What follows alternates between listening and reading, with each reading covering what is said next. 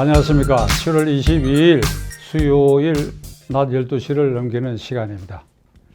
추미애 법무부 장관에 대한 야당이 발의한 탄핵안이 어저께 본회의에서 접수 정식으로 발의되었습니다.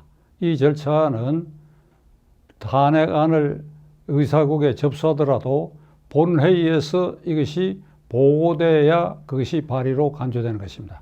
어제 국회의장은 본회의에서 야당에 의한 추미애 법무부 장관의 탄핵안이 발의되었음을 선포했습니다. 그러면 이제 어제부터 72시간 안에 표결에 붙이게 되어 있는데 24일 중에 그 표결이 이행될 것 같습니다.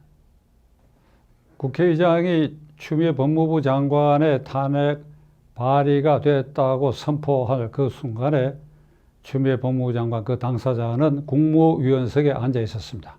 어제 본회의에 교섭단체 대표연설을 청취하기 위해서 출석해서 앉아 있었는데 모두의 탄핵 발의하는 방망이 치는 걸 듣고 텔레비 화면에 나타났습니다. 환히 웃는 모습입니다. 환히 웃는 모습입니다. 뭐 머뭇거린다라든지 좀 민망하다든지 이런 표정이 아니고 환히 웃는 모습입니다. 그 후에 그는 SNS에 이런 글을 올렸습니다. 내가 윤석열 검찰총장을 핍박하는 주인공으로 단죄하기 위해서 탄핵안을 발의한 것 같은데 나는 오로지 공정과 정의에 집중했을 따름이다. 이렇게 적었습니다. 시청자 여러분, 추미애 법무부 장관이 얼마나 당당합니까? 얼마나 자신만만합니까? 그가 그렇게 자신 있는 표정을 보이는 것에는 176석의 여당 의원들의 존재가 자기를 전폭적으로 지원하고 있다고 하는 확신이 첫째일 것입니다. 탄핵안은 3분의 1 의석을 갖고도 발의는 할 수 있으나 통과되려면 이 국무위원의 경우는 제적 과반수니까 150석이 돼야 되는데 야당으로서는 약 40석이 부족합니다. 그러니까 176석의 여당 의원 중에 이탈표는 아마 없을 것이다. 그래서 그는 자신만만한 표정인데 다른 면에서 여당의 우군을 믿는 것 외에 야당을 얕잡아 보기 때문에 그가 그 SNS에 글을 썼지요. 나를 윤석열이를 핍박하는 주인공으로 보고 탄핵안을 발의한 것 같은데 무슨 소리냐? 나는 오로지 정의와 진실에 집중할 따름이다. 이렇게 적었지요.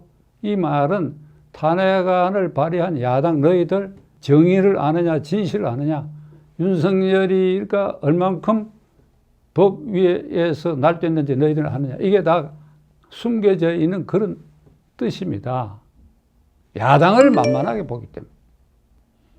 법치 수호자인 행정부 내의 최고 책임자인 법무부 장관, 그는 동시에 법치 수호를 위한 대통령의 최고 참모이기도 합니다. 그 법치 수호자가 법치를 훼손했다. 헌법과 법률에 위반되는 이른바 지휘권을 남용을 했다. 그 첫째가 윤석열 총장의 측근, 이 검찰 조직에서 총장의 측근이 있고 무슨 중앙지검장의 측근이 있고 이런 측근이란 말을 나 도대체 이해를 할 수 없는데 그건 윤석열 검찰총장이 중앙지검장으로 있을 때 그 휘하한 부서장이었던 한동훈 검사 부서장으로 인사발령에 의해서 휘하에 있었기 때문에 측근은 측근이지만은 그것이 뭐 달고 다니는 왕조 시대나 있는 그런 측근 개념이 아니지요. 그건 인사이동 언제든지 정보될 수 있는데 저건 가까이 있어서 측근이다. 문제는 윤 총장과 그 측근에 의해서 울산시장 부정선거 조국 게이트 사건이 수사가 이루어지고 기소가 됐다 하나 그것 때문에 이 한동훈 검사가 문제 인물이다. 그게 불법 비사실이 있다 하는 것이 밝혀지면 그건 윤석열의 도덕성에도 치명상을 입힐 것이다. 이런 계산이 깔려가 이른바 검언 유착 사건을 조작했다고 봅니다. 조작하고 있다고 봐요. 근데 그게 덫에 걸렸어요. 7월 19일 날 KBS 방송이 채널A 이 기자와 한동훈 검사가 모의를 해가지고 신라젠 사건의 주동인물로 지금 구속된 이철에 대해서 강박을 해가지고 그 배후 인물을 토해내게 해가지고 야당의 사유로 선거 국면을 유리하게 이용하려고 했다. 이건 두 사람이 모의해서 특히 한동훈이가 그 가담해가지고 윤석열 총장의 입지를 좋게 해주려고 하는 의도로 강요 행위를 하려고 했다. 녹취록이 완전히 공개됐습니다. 제가 긴 설명 안 드리겠습니다. 어제서부터 오늘 계속해서 이 녹취록 전문 공개된 거 여러분들이 다 보실 수 있게 됐어요. 그거 한번 다시 한번 읽어보십시오. 거기 어느 구석에 강요죄는 이겁니다. 어떤 사람에 대해서 폭행, 협박을 가해가지고 의무 없는 일을 하게 하거나 그렇게 일을 시키도록 하는 것이죠. 폭행, 협박이 조건입니다. 이 경우에 이 이철이라는 사람을 협박해가지고 그 입을 통해서 신라젠 사건 배후에 유시민 등 실세가 있다라고 하는 말을 받아내야 되겠다. 그런데 그 녹취록을 보면 이 기자와 한동훈 검사가 대화한 가운데 이 사람을 이렇게 협박하자 하는 내용이 아무것도 없어요. 신라젠 사건 그리고 유시민 씨 이름을 꺼낼 때 그 나한테 얘기하지 마라. 유시민은 내가 알고 끝난 사람 아니냐. 내가 관심도 없다. 그렇게 얘기했을 따름입니다. 그런데 이것이 무슨 대단한 강요를 위한 협박의 구성 요건에 해당하는 모의가 있었다. 어림도 없는 소리, 어림도 없는 소리. 이 기자가 지금 구속되어 있는데 저는 적부심을 하면 법원이 반드시 석방하리라고 보고 한동훈 검사도 어떻게 엮으려고 하는 모양인데 구속영장 청구하세요. 나는 대한민국 법원 사법부가 아무리 이 정권 쪽에 김명수 대법원장이 편향되어 있고 한다 하더라도 3,000명 법관이 다 그렇지 않으라고 확신하기 때문에 청구해요. 오늘이라도. 그래 결판을 내요. 오늘. 추미애 장관은 이 사건에 검찰총장 지휘권을 박탈했습니다. 그러니까 검찰총장 지휘권을 박탈할 근거가 된 채널의 이 기자와 한동훈 검사 사이에 강요 미수죄 구성 요건이 하나도 없어. 그러면 지휘권 박탈의 근거 그 자체가 백지화돼서 무효화돼 버렸어요.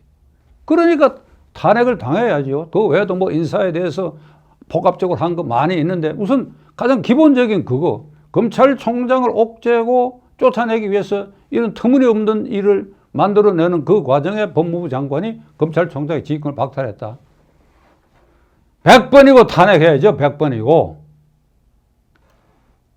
추미애 법무부 장관은 당연히 탄핵돼야 된다. 그래서 24일 그 탄핵안은 가결돼야 된다. 이렇게 믿는 사람들. 반대편에서 무슨 소리 하느냐? 당연히 부결되고 말 것이다. 이 말에는 당연히 가결돼야 된다라고 믿는 사람, 저 같은 사람도 당연히 부결될 가능성이 있다. 그 이유는 민주당의 176명 가운데 40명 가까이가 찬성표를 던지기가 어려울 것이다. 또 하나, 민주당 의원 최소 40명을 탄핵안에 가표를 던지게 하기 위해서 이를 발의한 제1야당이 지금 적골로 무기력하게 탄핵안을 발의해서 던져만 놓고 그리고 국민에 대해서 설득하는 노력 그리고 태스크포스를 만들어가 108명의 무소속 의원 4명 합해가지고 그래가지고 태스크포스를 만들어가지고 108명 가운데 176명의 민주당 의원 가운데 친소관계를 따져서 친한 사람 많이 있을 거 아닙니까? 적어도 미래통합당 의원 40명 이상은 민주당 의원하고 구체적으로 학연, 인연 뭐 이런 걸로 다 선후배 관계 걸릴 것입니다. 그러면 거기서 1대1로 붙어라 라든지 이런 태스크포스를 만들어가지고 이런 노력을 하는 흔적이 오늘 12시 현재까지 제가 파악한 미래통합당의 동족으로 봐가 이런 흔적이 전혀 없어요. 김종인 위원장, 중호영 원내대표, 이 추미애 법무장관의 탄핵안은 이 정권의 폭압성을 상징하는 그리고 현실화돼서 지금 도드라진 아주 상징성이 있는 사건입니다. 여기에 전력 투구를 해야 돼요. 부결되더라도 그대들이 어떤 노력을 했다고 하는 국민에게 각인을 시켜야 돼요. 어제 그저께 탄핵안을 발의해갖고 이 종이 쪽지를 국회의사국에 접수를 했다. 그래서 어제 국회의장이 이 종이 쪽지를 받아가 본회의에서 이게 탄핵안이 접수 발의됐다. 방명이 치고 그러고 조용히 있다가 24일 표결 직전에 의원총회 한번 해서 우리는 다 탄핵안에 찬성해야 됩니다. 이렇게 끝날 것입니까? 제 방송을 듣고 왜 이렇게 한가 김종인, 주호영 두 톱 체제 왜 이렇게 한가 이게 야당이야? 이게 야당인가 이게? 나는 이런 야당을 처음 봤어요.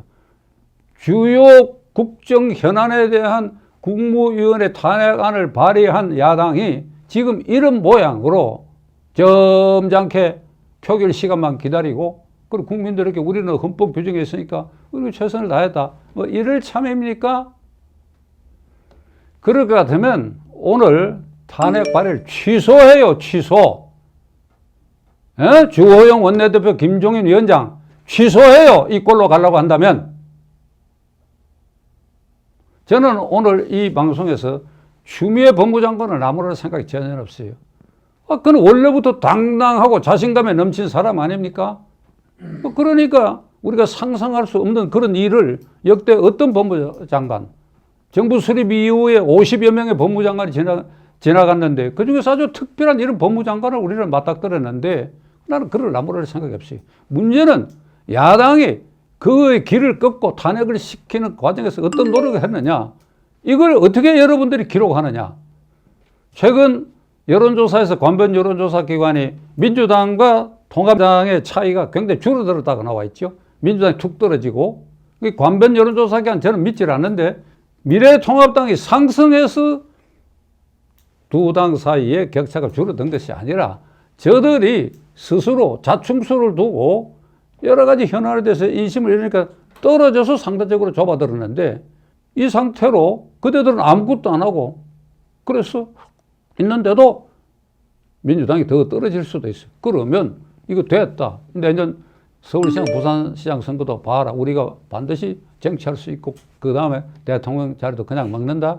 그게 아니지요. 그렇게 되는 거 아닙니다. 여러분이 어떻게 싸우느냐 이게. 싸워서 지지율을 올려야 되는 거예요. 기다려 보겠습니다.